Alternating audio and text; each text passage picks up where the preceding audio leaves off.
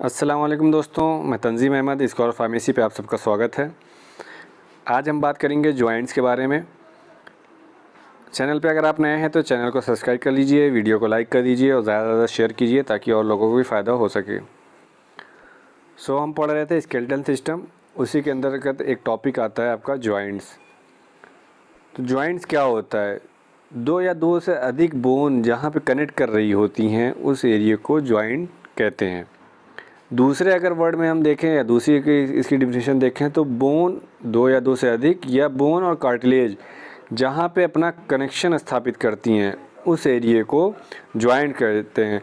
Joint को और भी नाम से पुकारते हैं, जैसे आर्टिकुलेशन कहते हैं। तो आप आर्टिकुलेशन भी कह सकते हैं और जॉइंट्स भी कह सकते हैं। तो इसका जो फंडामेंटल फंक्शन होता है वो बेसिकली मूवमेंट कराना, मतलब कि स्केलेटल की मोबिलिटी को बनाए रखना या उस एरिया को मूव कराना या होल्ड किए रहना, मतलब एक दूसरे को कनेक्ट करके होल्ड करने का भी ये काम करते हैं आपके जॉइंट्स।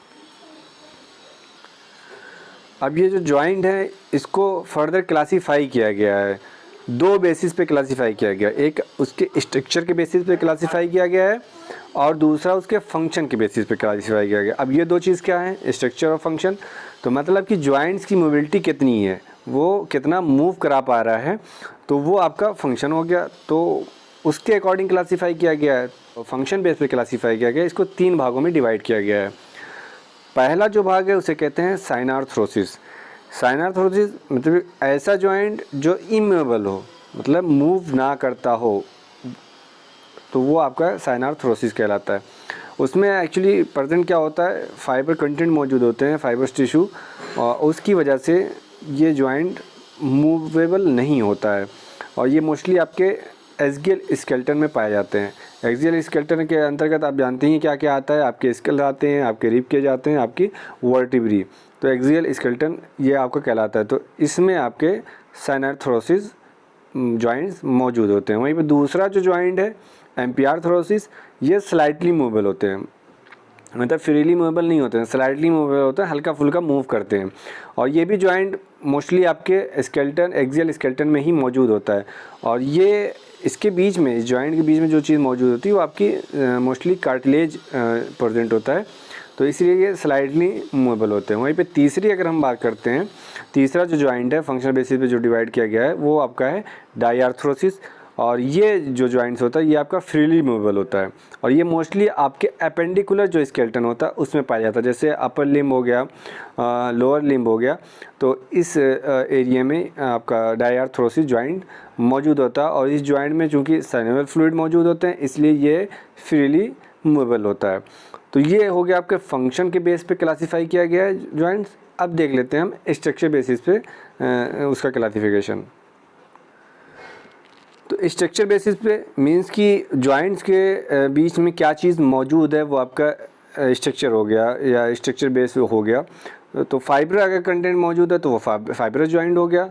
कार्टिलेज कंटेंट अगर उसमें मौजूद है तो कार्टिलेज जॉइंट हो गया। और साइनोवियल फ्लूइड अगर मौजूद है तो साइनोवियल जॉइंट हो गया, सिंपल है। तो फाइबरस जो कि आपका कनेक्टिव टिश्यू होता है ये बीच के बीच में मतलब बोन के बीच में मौजूद होता है, एक दूसरे को कनेक्ट करने का काम करता है। कार्टिलेज जैसे हाइलिन कार्टिलेज होता है या फाइब्रो कार्टिलेज होते हैं, ये भी कार्टिलेज एक दूसरे बोन को कनेक्ट करने का भी काम करते हैं, उसके बीच में मौजूद होते हैं, एक दूसरे को ज्वाइंट करने का भी काम करते हैं। तो दूसरा ये हो गया। तीसरा आपका साइनोवियल जॉइंट, मतलब एक फ्लूइड होता है जिसे कहते हैं साइनोवियल फ्लूइड, और ये आपके लुब्रिकेशन का काम करता है, मतलब फ्रिक्शन ना काज हो एक बोन का दूसरे बोन में। तो इस वजह से साइनोवियल फ्लूइड वहाँ पे फ्रिक्शन को रिड्यूस करता है, मतलब घर्षण को रिड्यूस करने का काम करता है। तो इसकी वजह से जो आपका जॉइंट है साइनोवियल जॉइंट कह लें या आपको इसको डाइआर्थ्रोसिस जॉइंट कह लें, तो ये जॉइंट आसानी से मूवेबल होता है। यहाँ पे जॉइंट्स का क्लासिफिकेशन एक ही आपको उसमें दिख जाएगा, जैसे फंक्शनल देख लीजिए, functional name, structure name, degree of movement और एग्जाम्पल। तो फंक्शनल नेम अगर हम देखते हैं तो पहला आपका साइनार्थ्रोसिस, उसी को स्ट्रक्चरल नेम दिया गया है फाइब्रस, मतलब फाइबर कंटेंट उसी में मौजूद होता है। साइनार्थ्रोसिस मतलब इमूवेबल, और डिग्री ऑफ मूवमेंट मतलब ये इमूवेबल होते हैं, प्रेजेंट कहाँ होते हैं आपके स्कल में। दूसरा अगर देख लें एम्पियार्थ्रोसिस, और स्ट्रक्चरल अगर उसका नाम देखें तो हम कार्टिलेजियस उसको कहते हैं जॉइंट्स। और ये स्लाइटली मूवेबल होता है। मोस्टली ये कहाँ प्रेजेंट होते हैं आपके, वही मतलब एक्सियल स्केलेटन में, जैसे प्यूबिस एरिया हो गया, इस एरिया में आपके मौजूद होते हैं। ये आपके बैकबोन हो गई, तो इस एरिया में इस टाइप का जॉइंट मौजूद होता है।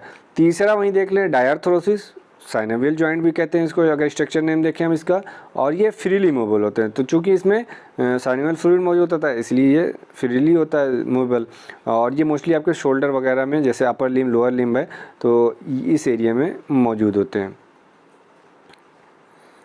अब फंक्शनल बेसिस पे जो क्लासीफाई किया गया उससे ज़रा ब्रॉड में हम देख लें तो साइनार्थरोसिस, उसे इमूवेबल जॉइंट भी कहा जाता है। और एग्जाम्पल के तौर पे अगर हम स्कल उठा लें तो स्कल की आपकी जो दो बोन होती है उसके बीच में जो जॉइंट, जो कनेक्शन स्थापित करने का काम करता है, काफ़ी स्ट्रॉन्ग कनेक्शन ये बिल्डअप करता है, आर्टिकुलेशन कॉज करता है, तो वो आपका कहलाता है सूचर। और सूचर जो कि आपकी फाइब्रस कनेक्टिव टिश्यू का फॉर्म बना होता है, और ये आपका बहुत टाइटली बाउंड करने का काम करता है। तो स्कल का ऐसा फॉर्मेशन होता है ताकि इंटरनल जो ऑर्गन है, जैसे आपका ब्रेन है, वो सुरक्षित रह सके। तो यहाँ आप डायग्राम में देख पा रहे होंगे, ये एरिया आपका सूचर वाला एरिया है, ये एरिया आपका सूचर वाला है। और ये भी आपके देखिए देख रहे हैं सूचर, अलग अलग नाम दिया गया सूचर का, जैसे ये लैम्बर्ट सूचर हो गया आपका, ये आपका स्क्वेमस सूचर हो गया, और यहीं पे आपका ये आपका कोरोनल सूचर हो गया। तो ये आपके स्कल एरिया में देखिए मौजूद है, और काफ़ी टाइट जंक्शन कॉज कर रहे हैं ये, ताकि जो इंटरनल ऑर्गन मौजूद हैं इसके अंदर, जो ब्रेन मौजूद है, वो सेफ रह सके। तो ये वाला जॉइंट आपका इमूवेबल होता है। दूसरा जो जॉइंट है वो आपका है एम्पिआर्थरोसिस जॉइंट। तो जैसा कि मैंने बताया कि ये स्लाइटली मूवेबल होते हैं, मतलब फ्रीली मूवेबल नहीं होते, इसमें लिमिटेशंस होती हैं कि कुछ हद तक ये मूव कर सकता है। तो एक इसका बहुत बेहतर एग्जांपल है, जैसे बैकबोन वाली आपकी वर्टिब्री होती है, तो एक वर्टिब्री से दूसरे वर्टिब्री के बीच में जो इंटरवर्टिब्रल डिस्क मौजूद होती है, मतलब वो आपकी कार्टिलेज का बना होता है, फाइब्रो कार्टिलेज होता है, और इंटरवर्टिब्रल डिस्क का फॉर्मेशन करते हैं वो। तो इसकी वजह से थोड़ा बहुत इसमें गैप रह जाता है, तो उसकी वजह से ये हल्का मूव कर सकता है। और जब सारी हड्डियाँ क्या हल्की हल्की मूव करती हैं तो वो पूरा एक कर्व नुमा ले जाता है। तो हम लोग जब भी झुकते हैं उठते हैं तो देखिए स्लाइडली उसमें आसानी से मूवमेंट होता है। एक और अगर एग्जांपल हम देख लें तो जो हमारी पेल्विक गर्डिल की हम बात करें, पेल्विस है, उसमें जो प्यूबिस एरिया है वो भी आपका एम्पिआर्थरोसिस जॉइंट होता है उसमें भी, और आपका कार्टिलेज जॉइंट भी हम कह सकते हैं, कार्टिलेज पर प्रेजेंट होता है, तो ये भी आपका स्लाइटली मूवेबल होता है। तो डायग्राम से हम यहाँ समझते हैं, ये आपका वर्टिब्री दिख रहा होगा, एक वर्टिब्री ये है आपकी और दूसरी वर्टिब्री ये है, और इसके बीच में देखिए इंटरवर्टिब्रल डिस्क है, ये आपका कार्टिलेज से बना होता है, फाइब्रो कार्टिलेज वगैरह होते हैं उससे फॉर्म होता है। तो एक वर्टिब्री से दूसरी वर्टिब्री जो कनेक्ट हो रही है इसके बीच में स्लाइटली गैप होता है, तो इसकी वजह से इसमें हल्का मूवमेंट हो सकता है, मतलब ये मोबाइल इन नेचर होते हैं, स्लाइटली मोबाइल इन नेचर होते हैं। तो इसकी वजह से ये आसानी से हल्का फुल्का मूव कर सकता है, इसीलिए इसको कहते हैं एम्पिआर्थरोसिस जॉइंट, या आपका कह लें कार्टिलेजियस जॉइंट भी इसको हम कह सकते हैं। और तीसरा है जो लास्ट है आपका डायआर्थरोसिस, जिसे साइनोवियल जॉइंट भी कहते हैं, और ज़्यादातर यही वाला जॉइंट हमारी बॉडी में मौजूद होता है, जो हमें मूव कराने में इसका अहम योगदान होता है, हमारी मोबिलिटी इसी पे डिपेंड होती है। और इसमें कोई समस्या होती है तो हमारा चलना फिरना मुश्किल हो जाता है। चूँकि इसमें साइनोवियल फ्लूइड मौजूद होते हैं तो आसानी से ये मूवेबल इन नेचर, और इसमें गैप भी होते हैं, तो इसी वजह से साइनोवियल फ्लूइड भी फिल होते हैं, फ्रिक्शन को कम करने का काम करते हैं और मोबिलिटी बढ़ाने का काम करते हैं। यहाँ डायग्राम से आप समझ सकते हैं कि कैसे ये मूवेबल होता है, फ्रीली मूवेबल होता है। तो एक सिरा आप देख रहे हैं एसिटाबुलम, जो कि आपके हिप बोन का एक एरिया होता है, और जो सॉकेट नुमा होता है जिसमें आपका फीमर का जो हेड होता है वो जाके कनेक्ट होता है, और देखिए वहाँ पे कैविटी है, और कैविटी उसी में आपका साइनोवियल फ्लूइड मौजूद होता है, तो इस वजह से ये आसानी से मूवेबल होते हैं। अब बात कर लें जो आपके साइनेवल जॉइंट हैं उनके मूवमेंट की कि किस किस टाइप से ये मूव कर सकते हैं, जो मूवमेंट है उनका किस किस टाइप से हो सकता है। तो पहला जो टाइप आप दिख रहा है बॉल एंड सॉकेट जॉइंट।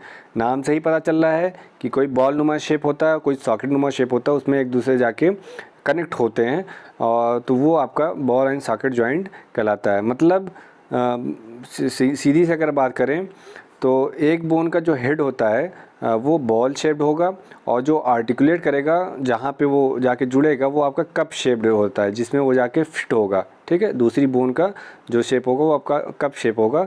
तो एक बोन का हेड मतलब अगर बॉल नुमा है तो दूसरे बोन का कप शेप उसमें जाके फिट होगा और इस टाइप का मूवमेंट करेगा, जैसे फ्लेक्शन है, एक्सटेंशन है, एडक्शन है या एबडक्शन, रोटेशन, सर्कुलेशन, इस टाइप का मूवमेंट इस वाले जॉइंट में ऑकर होगा। एग्जाम्पल में देख लें हम, जैसे आपके ह्यूमरस बोन हो गई, आर्म की जो बोन होती है, और पेक्टोरल गर्डिल। ठीक है, इसके प्रीवियस वाले वीडियो में हमने बताया है पेक्टोरल गर्डिल क्या होता है। दो टाइप की इसमें बोन मौजूद होती है, एक आपकी क्लेविकल बोन होती है, दूसरी आपकी स्कैपुला। तो जो स्कैपुला वाला स्कैपुला जो बोन है उसमें सॉकेट होता है और ह्यूमरस जो बोन है आपकी आर्म जो बोन है उसमें आपका वो थोड़ा बॉल नुमा शेप होता है, वो जाके फिटेड होता है। ऐसी आपकी सिंपल है फीमर जो होती है आपकी लोअर लिम्ब की अगर हम बात करें, फीमर और पेल्विक गर्डिल। तो पेल्विस में एक एसिटाबुलम एरिया होता है जो सॉकेट नुमा होता है और जिसमें जाके फिट होता है आपका फीमर का जो हेड होता है वो बॉल नुमा शेप होता है, तो फिट होता है और ये इस टाइप का जॉइंट डेवलप होता है।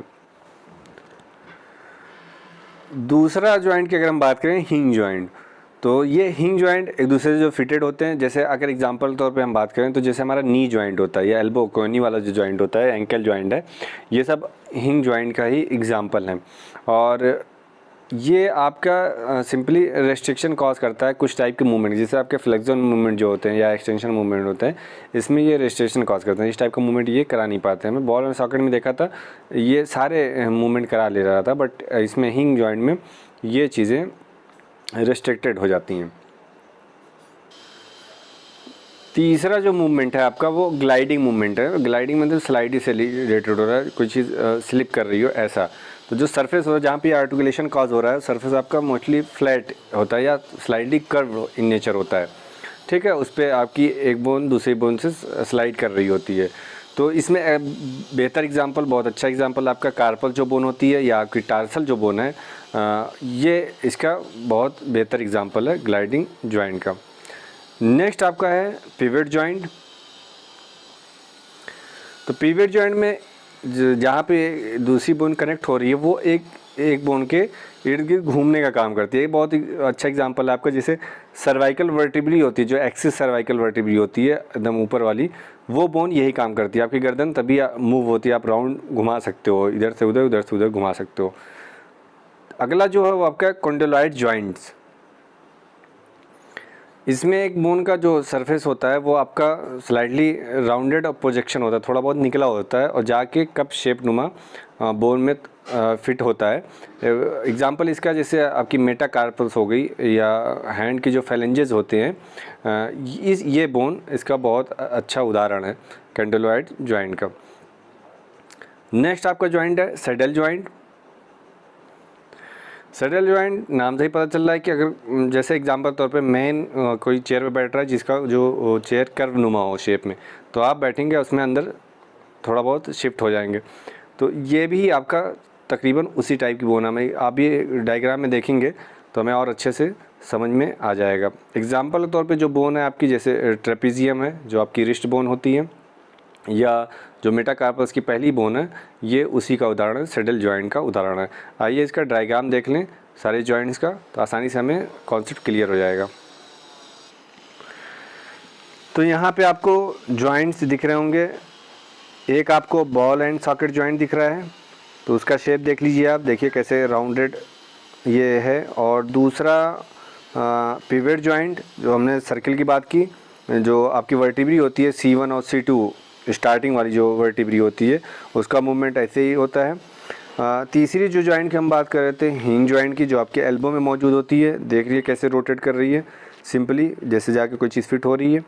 और चौथा अगर है कॉन्डिलॉइड जॉइंट की हम बात कर ले रहे हैं, तो सरफेस स्लाइडली या हल्का कर्व होता है या फ्लैट या कर्व इन नेचर होगा। जैसे आपकी रेडियस बोन हो गई या आपकी कार्पस बोन हो गई रिस्ट की, तो इससे जाके ये कनेक्ट होते हैं और इस टाइप का मूवमेंट होता है। और सैडल जॉइंट देख लीजिए यहाँ पे कि आपकी जो ट्रेपेजियम कार्पल बोन होती है और फर्स्ट मेटाकार्पल बोन, उसके बीच में ऐसा कनेक्शन होता है, इस टाइप का मूवमेंट ऑकर होता है। अगर प्लेन जॉइंट की हम बात कर लें तो टार्सल जो बोन होती है आपकी पैर की, तो उसमें इस टाइप का जॉइंट और इस टाइप का मूवमेंट ऑकर होता है।